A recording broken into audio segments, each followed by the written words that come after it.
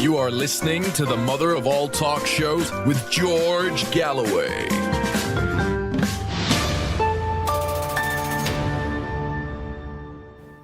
Sobering that, wasn't it? 40 years on from Live Aid. You couldn't possibly put on a Live Aid for Gaza because precious few of the top line acts, at least, could dare to turn up. And anyone organising it would probably find themselves under arrest. They'd find some way of doing it. Will Netanyahu build Gaza concentration camp? You can vote on Telegram, on Twitter, the X, on YouTube community, and on the YouTube stream. Now, Logan's been waiting patiently in Texas, where I'm sure it's mighty hot. Go ahead, Logan. What would you like to say? First, I'd like to start off by saying thank you, George, for your fight for freedom. It really is endearing to a lot of us. This means something to us. We deserve peace, and your fight is courageous. Thank you. Thank you, You're sir. welcome. I'd like to begin by just stating that Iran is probably 2.5 times bigger than Texas. And Israel is very itty-bitty compared to that. If you're going to compare it to a city, I'd say Houston. 7 million people about, right? The way that this whole thing has gone about, most of us in America, I don't think that we understand. I supported Donald Trump 3 times. I voted for him. But in this whole reflection of peace that he promoted versus the proxy wars that he's devoted, everything has suddenly turned upside down. And I think many people are realizing that this isn't what we voted for. And that's why people are reflecting on that. In regards to the Epstein trial, a lot of people are thinking that this guy was a Mossad agent. You know, people are thinking he was a part of Israel's deep state government, just like Pollard, right? Jonathan Pollard. And he was set free. He went back to Israel, and he released all types of secrets. And then we have to go back to, like, the Balfour Agreement, right, which the United States was supposed to, go to Arabs and Jews both before anything. And then you can go to the Hafara Agreement of 1933, where Germany and Zionists made an agreement for Jews to leave Germany to go to Palestine. And then you can go to the League of Nations, which created Palestine in 1948. And this conflict is going to be ongoing forever, I think, because like Truman had stated, you can't just move 6 million people in and expect them all to get along. The bankers have always been a part of this. They fund both sides. They win both sides. I feel like more than ever now, the Uniparty is more predominant, and you can actually see it than ever. You know, these people... Very powerful. They Logan, can I ask you a question? I've been in Texas many times. I've spoken there in most of the major conurbations. I know a lot of Texan people, fine people they are. Why is Texas so fanatically pro-Israel? Why are there politicians like Cruz, who after the floods in Texas, which he dodged again by being out of the country by the pool in Greece, but when he came home, instead of raising the demand for federal funding for the inundated in Texas, why did Cruz raise the demand instead for hundreds of millions of dollars more for, not Texas, but Israel? Why? Have you any idea why, Logan? I believe so, yeah. He holds allegiances to that country. Just like many of our politicians, they have dual citizenship. So they share beliefs with not just one nation, but 2. And then they have to choose. But he's an evangelical Christian from Cuba. Why is Israel so significant to him? Well, that seems Good like question, huh? Okay. a good question. Yeah. There's 12 Big tribes, question. and we don't Logan, know you're a which one he gentleman belongs to. and a scholar. Thank you very much indeed for your call. Will Netanyahu build Gaza concentration camps? Yes or no? If you want to call us, it's toll free in the US and Canada. +1 844 944 3344. If you are in Britain or Ireland, it's also free of charge. 08081 965522. And the worldwide number 0044203 966 2625. You can also send us your comments on YouTube by scanning the QR code on your screen now. The harpsichord of Mozart did, and their comment is, if there's no client list or crime, why is Ghislaine Maxwell sitting in prison? Indeed, why did Jeffrey Epstein kill himself? Did Jeffrey Epstein kill himself? If there was no case to answer, neither suicide nor murder was remotely necessary. He had hundreds of millions of dollars. He could have triumphed over this non-existent case, and he could be living the life of Riley now. Or is he even dead? You know, I resisted that question for a very long time. But now that I know the extent that they are prepared to go to cover up the Epstein affair, why is it outlandish that they switched? They put another body in the cell. And in the 1 minute every night that these cameras are on glitch, they just walked him out the cell into the back of a van, and off he went, presumably back to Israel, whence he'd fled in 2008 and made a sweetheart deal with the American government before coming back to face the music on his first trial. Tam McIntosh says Netanyahu brought the files with him, just as a reminder. You see, I kept asking Tam, is it a coincidence that Trump's called off the Epstein affair at the very time that Netanyahu is visiting him in Washington? Did Netanyahu show him a video? Did he show him a pack of cards of Donald Trump's worst moments? Did he whisper in his ear? I'm mightily suspicious of that. Thanks, Tam. Peace Monkey says, MAGA is compromised. Trump is beholden to Israel and AIPAC, and Netanyahu is probably on the Epstein client list. The Trump train has run off the rails. Well, I don't know about Netanyahu being on the list. I did note remarkable similarity between his good wife and Senator Miss Lindsey Graham.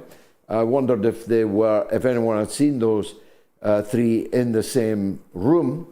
I've no idea of the predilections of Mr. Netanyahu, but I had every idea, as Bryce Green was saying, of the predilections of Donald Trump. He's a party kind of guy, always has been.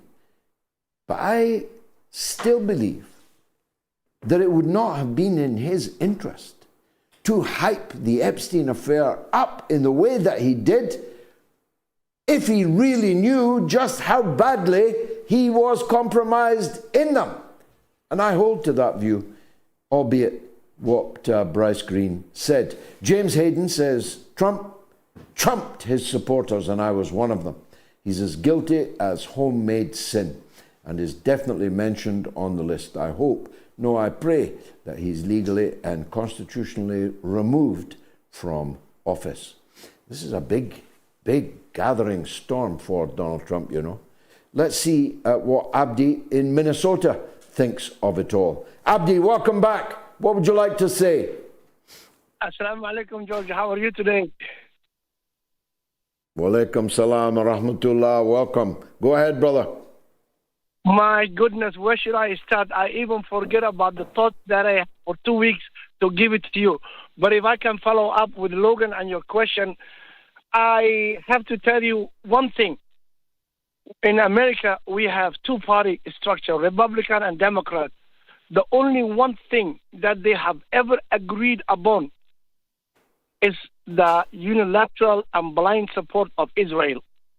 Whether it'll be like, senator from Texas or from Minnesota or from New Hampshire. That's one thing they all agree upon. They don't even agree upon, let's take care of our elders, let's take care of our students, let's take care of our domestic problems.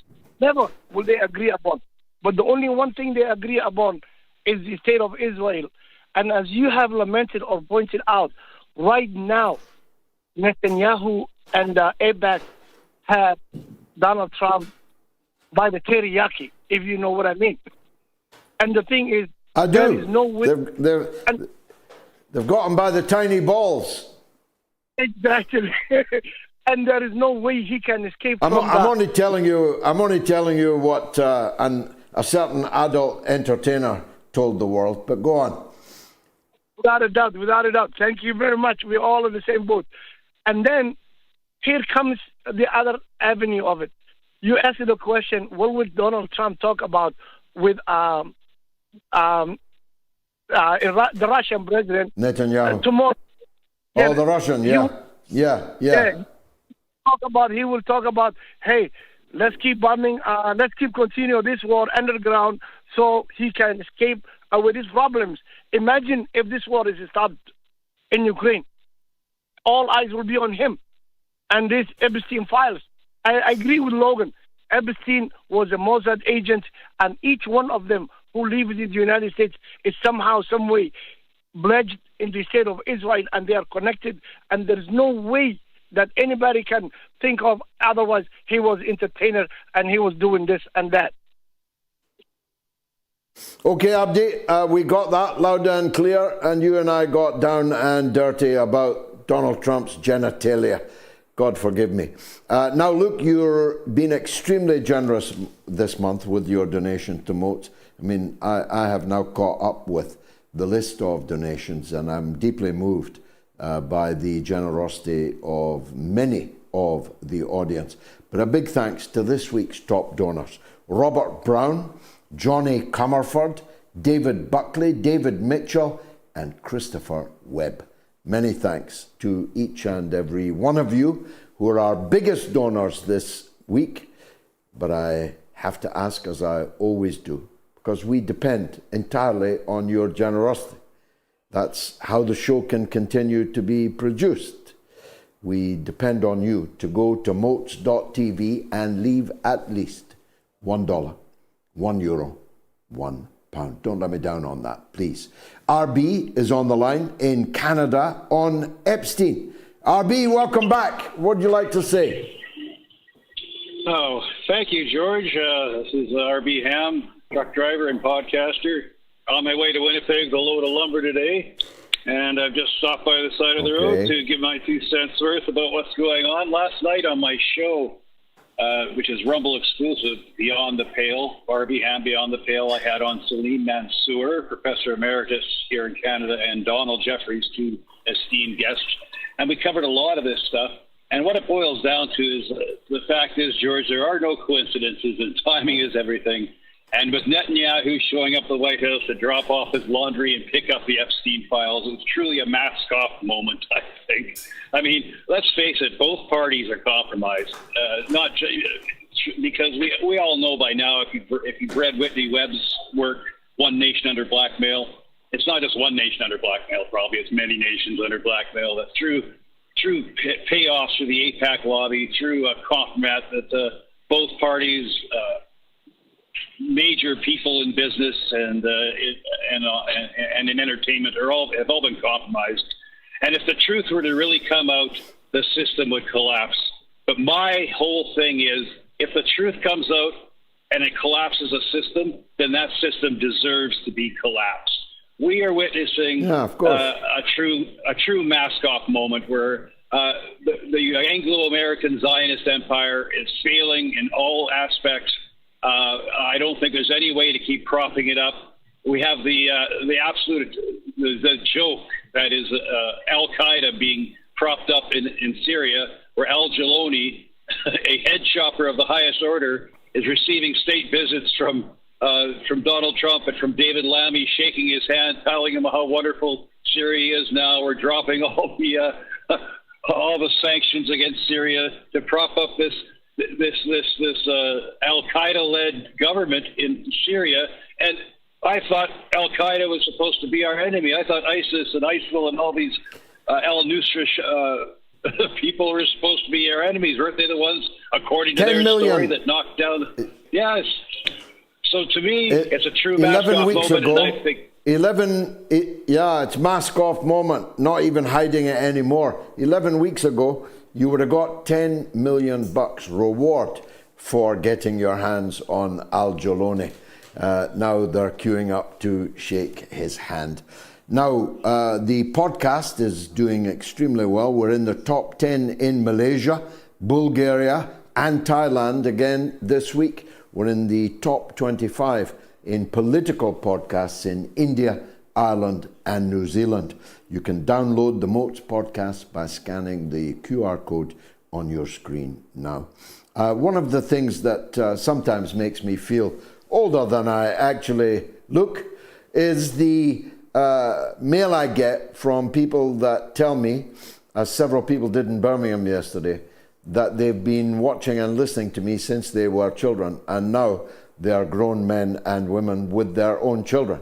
I got mail this week from Auckland, New Zealand, about a speaking tour I did in New Zealand so many years ago. I couldn't even tell you when it was, but she knew because she said listening to my talk in Auckland was the highlight of her summer. She was a 15-year-old schoolgirl then. Now she's a married woman and mother. Thank you for that beautiful letter, and thank you to everyone who was so kind to me yesterday when I walked the entire journey in 32-degree heat from Sparkhill Park to the mailbox in the centre of Birmingham. Thanks to Sheikh Asrar and all his team for an expertly adjudicated and organised march in support of the people of Palestine. Let's go to our old friend Declan in Dublin, who's online too. Go ahead, Declan. Right, George. There's a very big protest in the town of Taipei tomorrow, Monday. Taipei is the last Christian village on the West Bank, and they're putting up with all kinds of savagery from the settlers, you know, the people that God promised the land to, not the Christians who've lived there, who were converted by Jesus, right? They've been there ever since. They've tilled the land, but they have to go. Now, what they're doing is the three main patriarchs of Jerusalem, the Armenian, the Latin Catholic, and the Orthodox Catholic, will all be at this protest tomorrow, and they're gathering up all help they can to ask these settlers to get the hell off their land and to stop stealing their land. There are also, of course, Christian remnants left in Bethlehem, one of which was a vineyard run by nuns. The Israelis stole that. There's an orphanage run by French nuns, the greatest people you could meet, and they have to put up with all kinds of stick. An orphanage in Bethlehem. Now, this protest tomorrow is the last stand of the Christians, right? If they lose this, they are finished in the Holy Land, like they are finished in Syria, and like they are finished in Iraq. This is the end of the road. Now, that's okay. I'd like to take the chance to salute Francesca Albanese, who is the greatest woman, I think, of our generation. And the hope is that there are other Francesca Albaneses out there who will do something, because the Western churches, the Catholic Church especially, and the other main churches are doing absolutely nothing for their co-religionists in the Holy Land, just like they did nothing for them in Syria or in Iraq. That's it. Finished. They don't even talk about them, never mind do anything. They don't even talk about them. Even at Christmas Eve, even at Easter Sunday, on high days and holy days, they don't even talk about them. Never mind do anything for them. Taibe is a holy Christian village in flames, being savagely attacked by these baboons called settlers, most of them Americans, on the hilltops of the West Bank. A village of people converted by Jesus himself to Christianity. And all these Christian politicians and all these Christian leaders and most of the Christian clergy, they know who they are, haven't done or said even jack shit to come to their aid. They're not Christians, most of these politicians. When they say they're Christians, better count your spoons, or better still, count the burning Christian houses in the Holy Land. Thank you, Declan. You got my blood going there. I better take a quick break because we've got Professor Syed Mohammed Marandi, the Professor of English Literature and Orientalism at the University of Tehran, coming up right after this short break. Don't miss it.